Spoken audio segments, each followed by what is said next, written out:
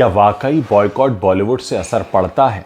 क्या वाकई बॉयकॉट बॉलीवुड ही वो सही तरीका है लोगों की सोच में बदलाव लाने का?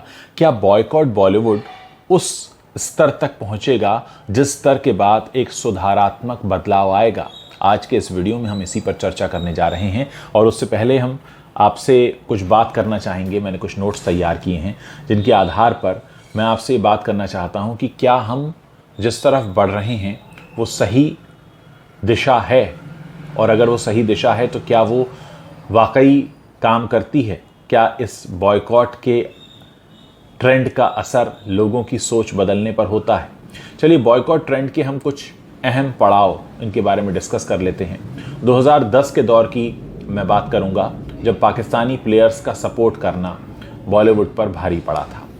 आप जानते ही हैं कि 2008 में 26/11 का हमला हुआ था और उसके बाद से भारत पाकिस्तान के बीच तनाव बढ़ गया था और उस वक्त बहुत से ऐसे बॉलीवुड के नाम थे जो पाकिस्तानी क्रिकेटर्स को सपोर्ट कर रहे थे। उस वक्त आईपीएल में भी पाकिस्तानी क्रिकेटर्स को बैन कर दिया गया था। मैं आपको याद दिलाना चाहूंगा कि कोलकाता नाइट राइडर्स के मालिक शाहरुख खान ने 2009 में पाकिस्तानी प्लेयर्स को आईपीएल में जगह दिए जाने की बात कही थी, यानी 2008 26/11 के करीब करीब साल भर बाद ही। और उनका यह बयान इतना विवादों में रहा कि उस वक्त उनकी जो फिल्म आई थी माय नेम इज खान, वो भी विरोध का शिकार हुई। शाहरुख को पाकिस्तानी सपोर्टर भी बताया गया और उनका सपोर्ट कर रहे लोगों को खूब विरोध का सामना करना पड़ा। शाहरुख खान के सपोर्ट में जो भी लोग आए उनको उनकी फिल्में भी बॉयकॉट की गई। मतलब शाहरुख खान की फिल्में तो बॉयकॉट की ही गई, जो लोग शाहरुख के सपोर्ट में आए थे उनकी फिल्मों को भी बॉयकॉट किया गया।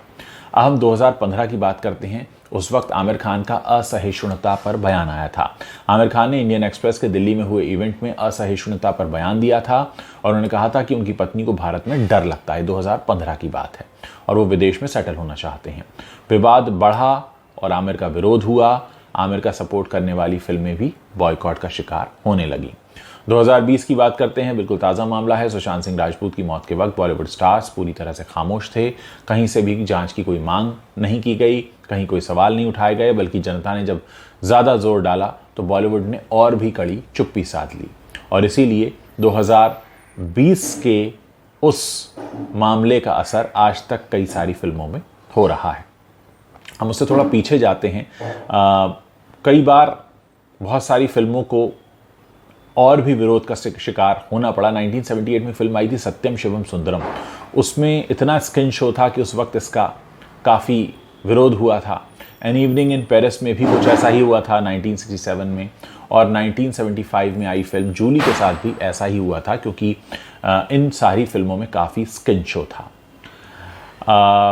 एक फिल्म आई थी नील आकाश और नीचे। ये भारत की पहली फिल्म थी जिसे राजनीतिक विरोध बताते हुए उस वक्त के प्रधानमंत्री जवाहरलाल नेहरू ने बैन कर दिया था। यानी मैं आपको बताना चाह रहा हूँ कि बॉयकॉट बॉलीवुड का ट्रेंड नया नहीं है, पंडित जवाहरलाल नेहरू के ज़माने से होता आ रहा है। मृणाल सेन की ये फिल्म थी नील आकाश और नीचे। इस फिल्म में दिखाया गया था कि कैसे अपने पावर का इस्तेमाल करके नीचे तबके के लोगों को नुकसान पहुंचाया जाता है। सेंसिटिव मुद्दा था, इसलिए जवाहरलाल नेहरू ने इसकी रिलीज पर रोक लगा दी थी। 3 महीनों तक विवादों का सामना करने के बाद इस फिल्म को रिलीज किया गया। सत्यम शिवम सुंदरम मैं आपको बता ही चुका हूं, काफी बोल्ड कंटेंट था। हिमाचल प्रदेश के एक आदमी ने राज कपूर के खिलाफ शिकायत दर्ज करवाई थी और विवाद बढ़ने पर इस फिल्म पर आरोप लगे कि भाई अश्लीलता को बढ़ावा दिया जा रहा है। बैन करने की मांग हुई। हालांकि किसी कमाई पर कोई असर नहीं हुआ, लेकिन देश भर में हंगामा काफी हुआ था। एन इवनिंग इन पेरिस ये 1967 में आई फिल्म थी। शर्मिला टैगोर ने इसमें बिकिनी पहनी थी और उस पर काफ़ी बवाल हुआ था। हालांकि फिल्म को बैन करने की मांग हुई, लेकिन बैन तो नहीं लगा, लेकिन काफ़ी इसका मामला तूल पकड़ गया था। पिछले कई सालों में हमने देखा है कि बहुत सारे बॉयकॉट हुए हैं। सेंसर बोर्ड ने भी कई बार फिल्मों को बैन किया है। एक लिस्ट है मेरे सामने जिन फिल्मों को सेंसर बोर्ड ने बैन किया। 1974 में एक फिल्म आई थी गरम हवा, इसे बैन किया गया। 1994 में बैंडिट क्वीन को बैन किया गया। फायर जो 1995 या 6 में आई थी उसे भी बैन किया गया। कामासूत्रा टेल ऑफ लव 1996 में आई थी, ये भी इस पर भी बैन लगा था। उर्फ प्रोफेसर एक फिल्म थी 2000 में आई थी, उसमें भी इसको भी बैन किया गया था। द पिंक मिरर 2003 में आई थी, ये बैन हुई थी। 5 नाम की फिल्म आई थी 2003 में, इस पर भी बैन लगा था। ब्लैक फ्राइडे हम सब जानते हैं 2004 में अनुराग कश्यप की फिल्म थी, इस पर बैन लगा था। फरजानिया जो 2005 में आई थी, इस पर बैन लगा था। सिंस जो 2005 में आई थी, इस पर भी बैन लगा था, सेंसर बोर्ड ने बैन लगाया था। वाटर की कहानी आप जानते ही हैं, 2005 में जॉन अब्राहम की फिल्म थी, उस पर बैन लगा था। फिराक 2008 में आई थी, इस पर भी बैन लगा था। और इंशाअल्लाह फुटबॉल 2010 में आई थी, इस पर भी बैन लगा था। ये सारे बैन सेंसर बोर्ड ने खुद लगाए थे। अब हम बात कर लेते हैं कि जनता ने जिन फिल्मों का विरोध किया वो कौन कौन सी फिल्में थी। माय नेम इज़ खान, मैंने आपको कारण बता दिया कि माय नेम इज़ खान को क्यों बैन किया गया। पीके आप जानते ही हैं, आमिर खान का ये पूरा मामला था। रामलीला, गोलियों की रासलीला, इस पर भी बैन लगा था। पद्मावत को लेकर आपकी यादें ताज़ा होंगी, किस तरह से करणी सेना ने विरोध किया था। लिपस्टिक अंडर माय बुर्का, ये भी बहुत विवादों में रही फिल्म। ए दिल है मुश्किल, ये भी विवादों में रही। छपाक आपको याद ही है। सड़क 2 भी आपको याद होगा कि किस वजह से काफ़ी ये बैन होती रहीं।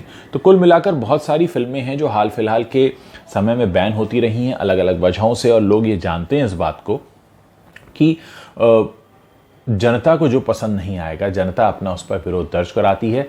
हाल के दिनों में जब से सोशल मीडिया का इस्तेमाल बढ़ा है, इस तरह के विरोध अब तेज़ी से आगे बढ़ रहे हैं और एक तरह से जनता को ये मंच मिल गया है अपनी बात कहने का कि अगर आप हमारे समाज में कोई भी ऐसी फिल्म का प्रदर्शन करेंगे जिसको हमारे समाज की इजाज़त नहीं है, तो हम उस पर अपना विरोध दर्ज कराएंगे। आप लोग इस पर अपनी क्या राय रखते हैं मुझे ज़रूर बताइए।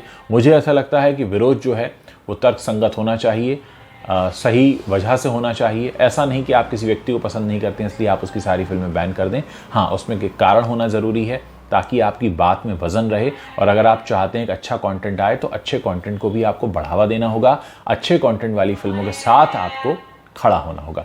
उम्मीद है आपको ये सारी बातें समझ में आ रही होंगी और आप अपनी राय इस पर ज़रूर रखेंगे।